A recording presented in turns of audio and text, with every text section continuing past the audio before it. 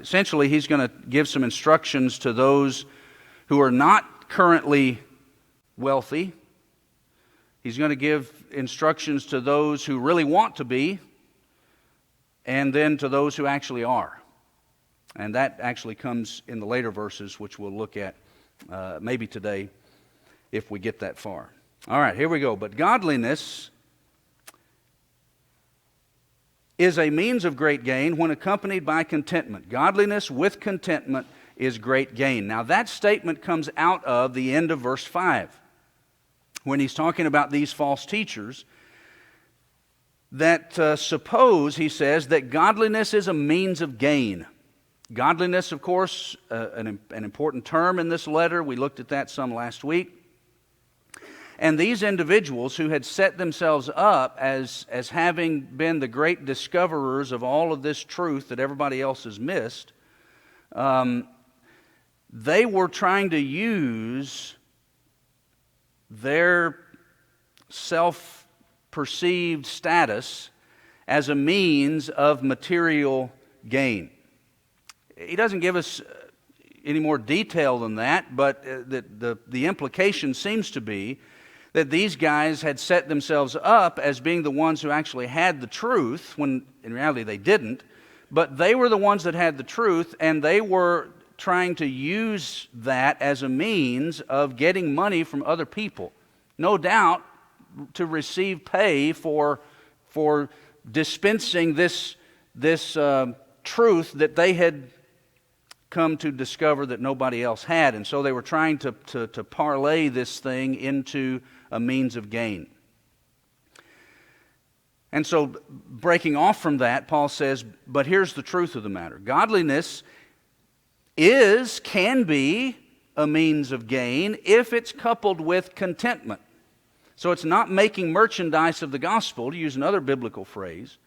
Godliness is a means of gain if it's coupled with contentment. So the gain from godliness is not material.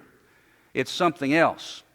It's a spiritual profit, a spiritual gain. And so he introduces that concept. And so those that are not wealthy, Paul wants them to know that godliness is not to be used as a way to get rich.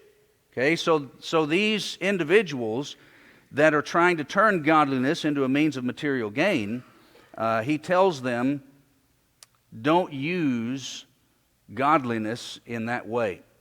There are some folks, sadly, who do that today. The old health and wealth gospel, right? You see these guys on television that that basically say, name it and claim it, right? You just name what it is you want from God. If it's material wealth, if it's a new house, if it's a new whatever, name it and claim it. Tell God that's what you want, and trust Him that He's going to give it to you. Oh, and by the way, the best way to do that is for you to send me your money.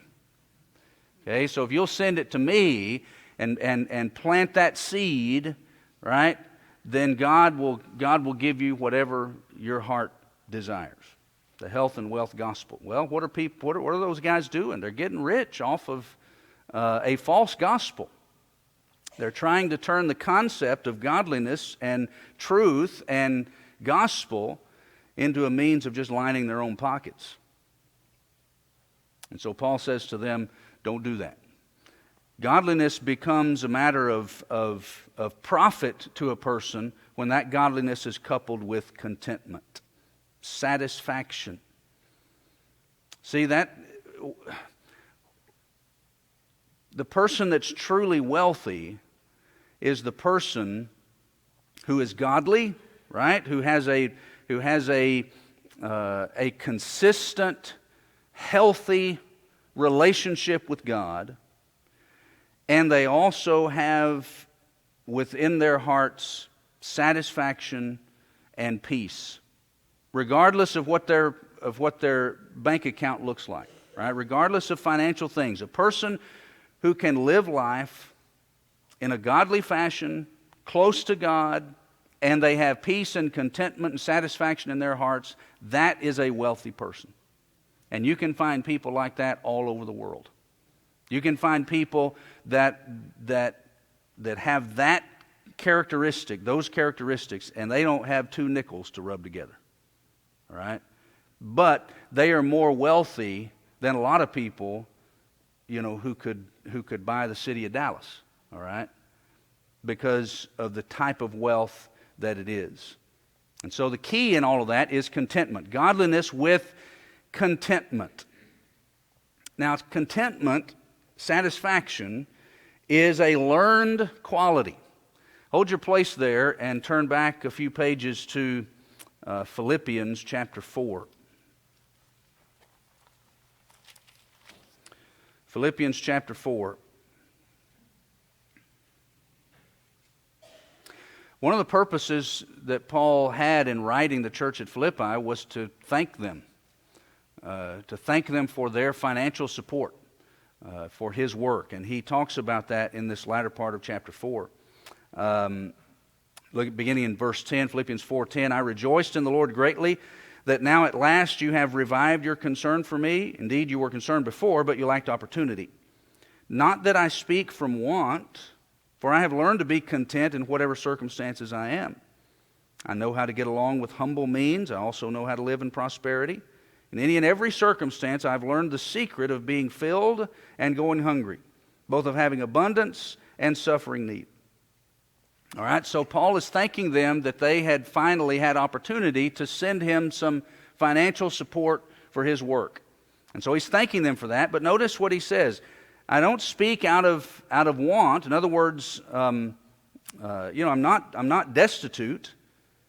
And he says, for I have learned to be content in whatever circumstances I am. I learned to be content. Content is a learned activity, contentment.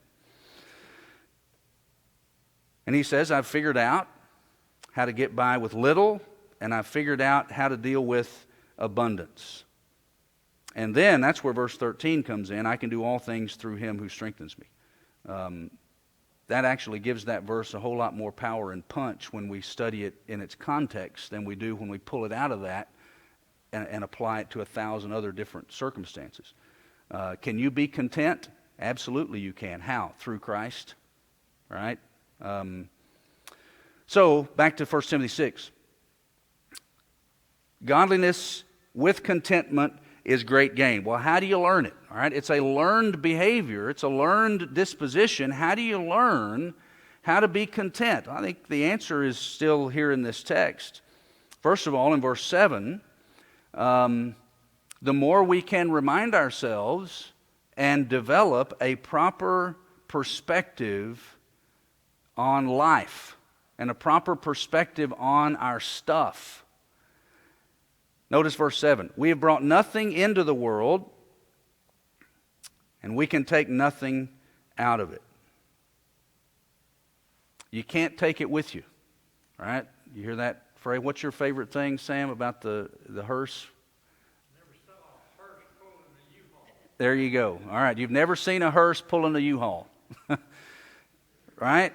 It's the old story about the two fellas that are standing at the casket of an extremely wealthy man, and one of them, just conversing with the other says, I wonder how much he left behind.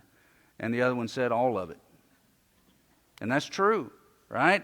And so Paul reminds Timothy of that for him to remind others of that. You didn't bring anything into this world. You're not going to take anything out of it. All right?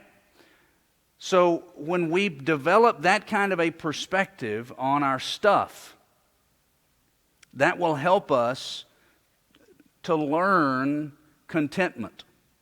The second point from verse number 8, if we have food and covering, with these we shall be content.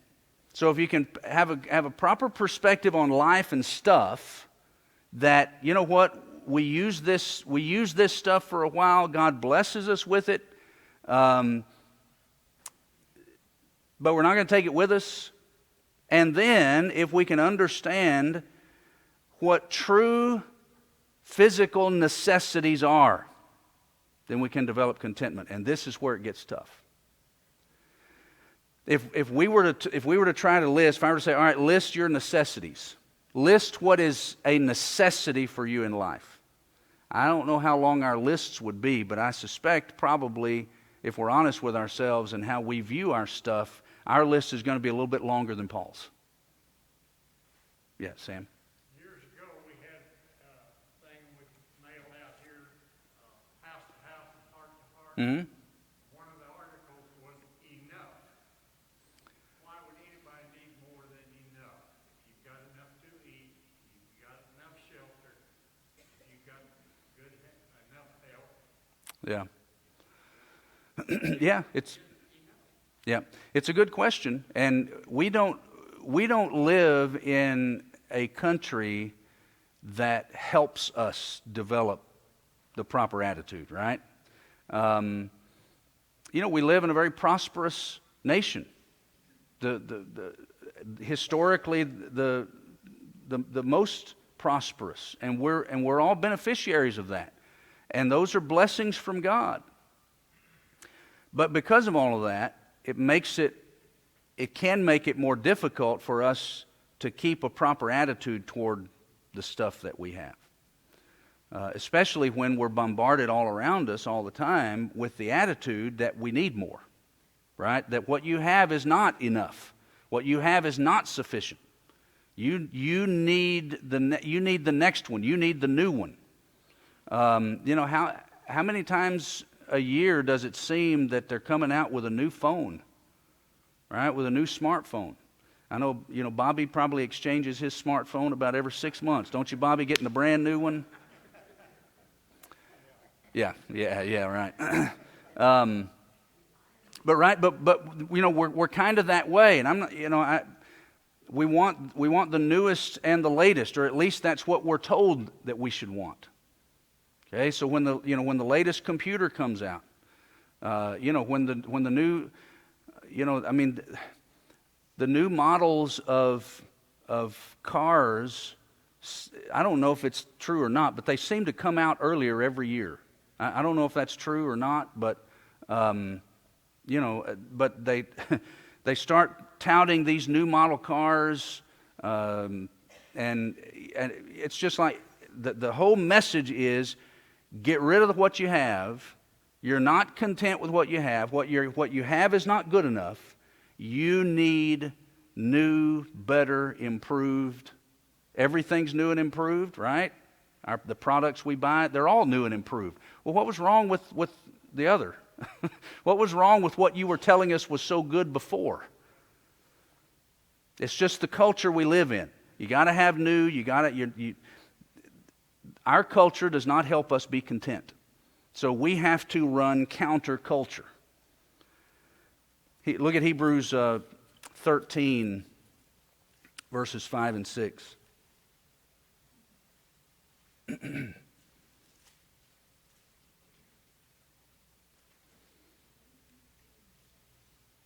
Make sure that your character is free from the love of money, being content with what you have. All right? So the phrase being content is descriptive of the previous phrase, making sure your character is free from the love of money. So that's what it means to be content. All right? Being content with what you have. For, here's the reason why you should be content. He himself has said, I will never desert you, nor will I ever forsake you. All right? So our contentment can be a part of our character if our life is properly focused on the Lord. Okay? Make sure you're free from the love of money, content with the things that you have, because He has said, I won't forsake you. I won't leave you. That ought to be enough. It ought to be enough for us to know that God is not going to forsake us. Now, will material things forsake us? Yeah, He's going to tell those that are wealthy later in this chapter, he's going to say, Timothy, remind those that are wealthy that they better not trust in uncertain riches, unreliable. All right, and so if we have a good relationship with God, if we have a proper attitude toward our stuff, didn't bring it with us, we're not going to take it with us, and if we have a proper recognition of what truly is necessity, and Paul's list is two things: having food and covering. There's some debate as to whether covering is clothing only or clothing/shelter. Food and covering. With those, we shall be content.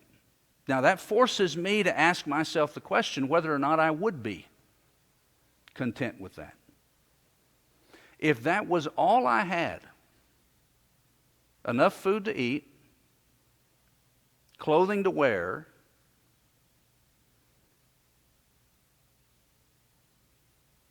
could I be content with that? And maybe some kind of a shelter over my head.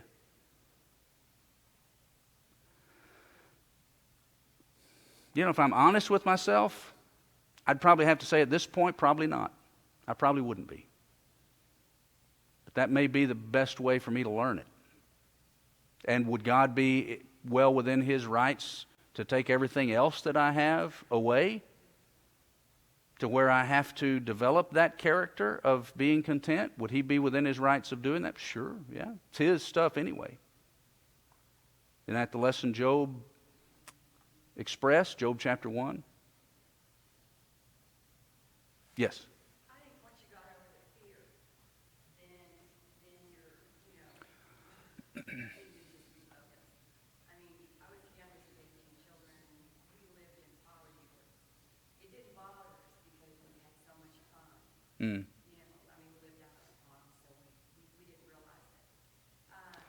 And so then once you get away from it, then you start developing a different kind of attitude that, if the beggar sees the life growing, you adjust to it. Yeah. Yeah, and I haven't traveled extensively outside of the U.S. only a couple of times, but one of the things that I noticed on both of the occasions when I left North America is that I encountered some of the happiest people in the world, and they basically had nothing compared to what we have. They had food to eat, they had clothes on their backs, and they didn't have a whole lot of shelter, but they had some, and they were some of the happiest people I'd ever met. And the reason was they had the Lord, and they knew what that meant, and they possessed the joy of a relationship with God and the joy of knowing that they were not going to be in that kind of poverty forever. That when this life was over, they were going to get something far better. You see, part of our problem is it's hard for us to imagine better in our circumstances. We not only have everything we need, we're pretty close to having everything we want. How often do we really deny ourselves things?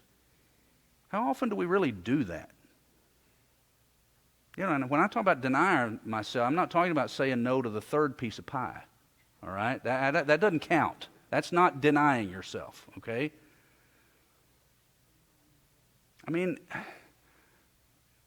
Basically, if we want it, we'll find a way to get it. How many credit card applications do you get in the mail every week? People are telling you, you can have it, right? I'm giving you this piece of plastic that will let you buy whatever you want.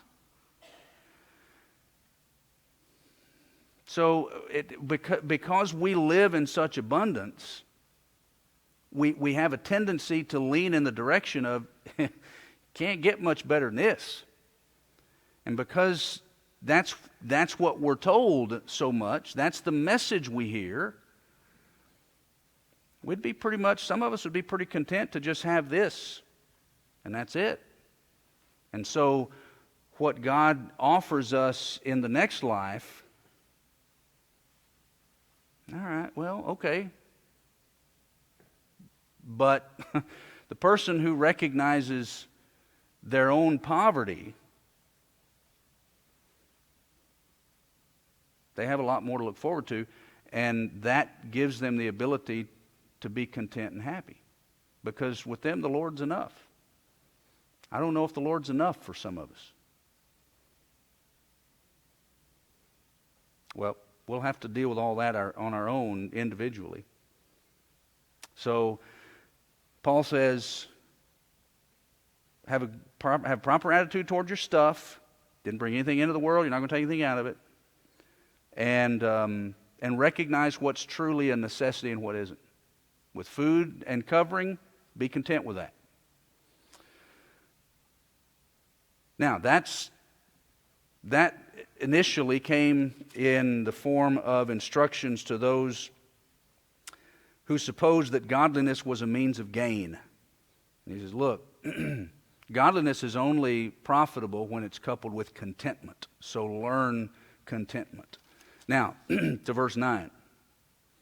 But those who desire to get rich, who want to get rich, who are minded to be rich, fall into temptation and a snare and many foolish and harmful desires which plunge men into ruin and destruction. Now here's where you can see some overlap, all right?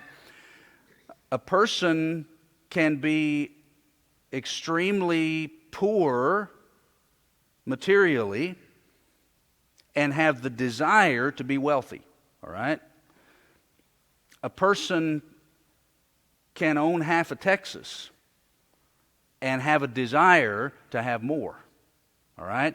So instruction to those who are minded to be rich can cross the entire spectrum because it has to do with attitude. Okay, those that are minded to be rich doesn't have anything to do with how much they actually have. It has to do with their attitude toward wealth. Okay, so that can be seen across the spectrum.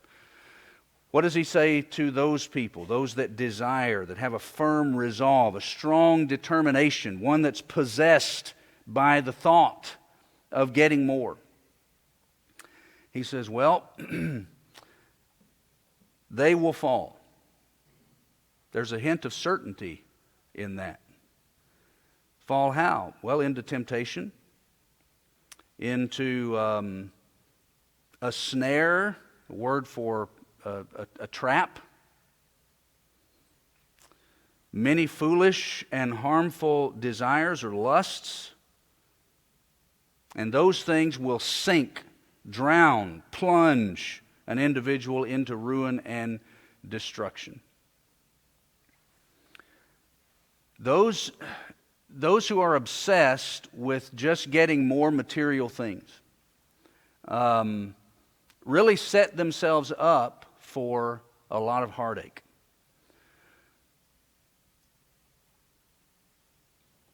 Temptations, if your ultimate desire is nothing more than to get more stuff, then you're going to be faced probably with the temptation of doing whatever it is that you have to do to get more stuff. Whether it's legal or not, whether it's sinful or not.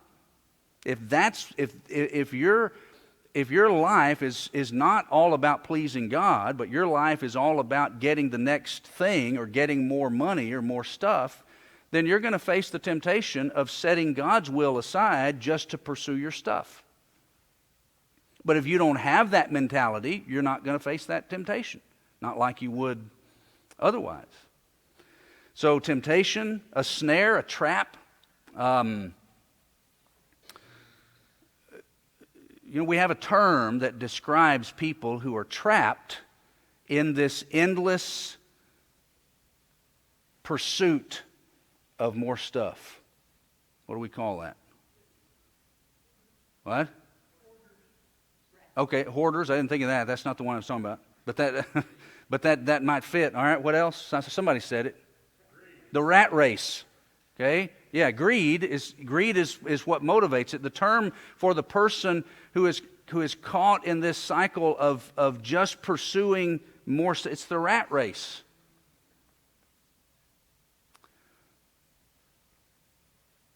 And so they fall into that snare, that trap.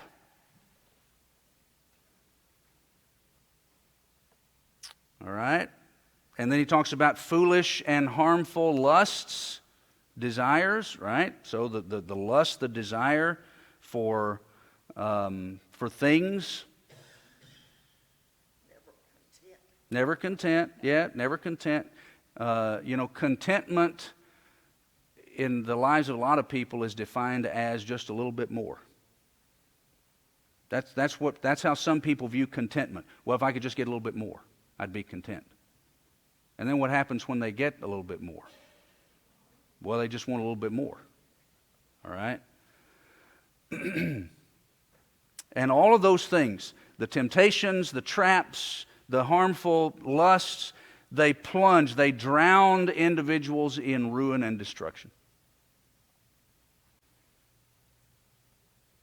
And so he describes then the problem.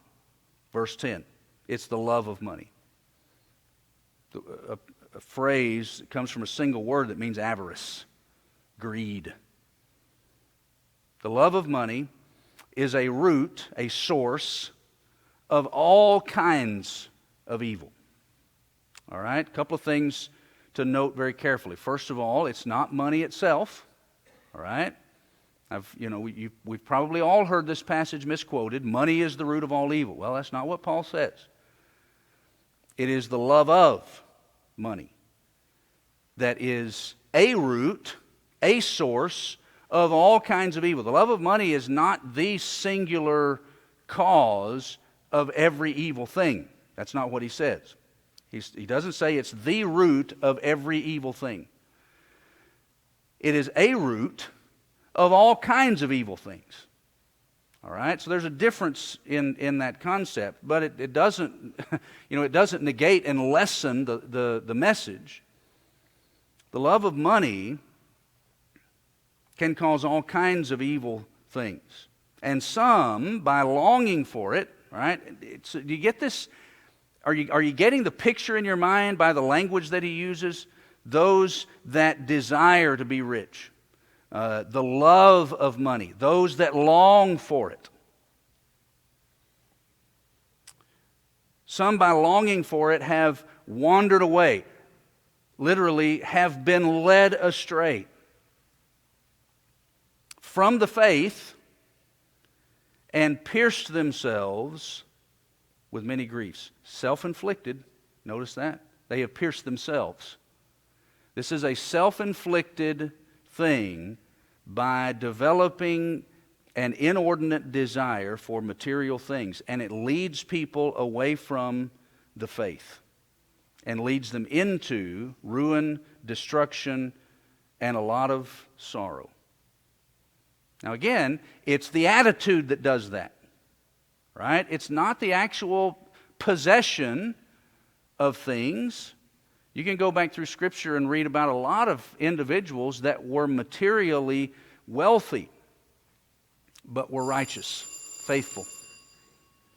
Okay, so it's not the actual possession of those things that's the problem. It's the person's attitude toward them. All right? Yes.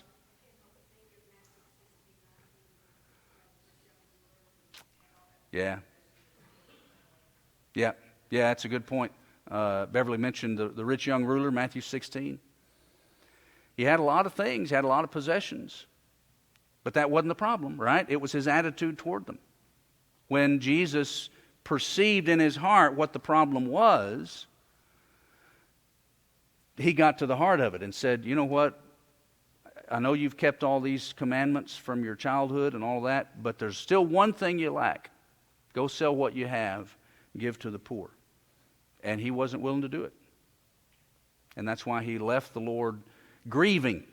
And that's what will happen to anybody who develops an inordinate desire and an inordinate love for stuff.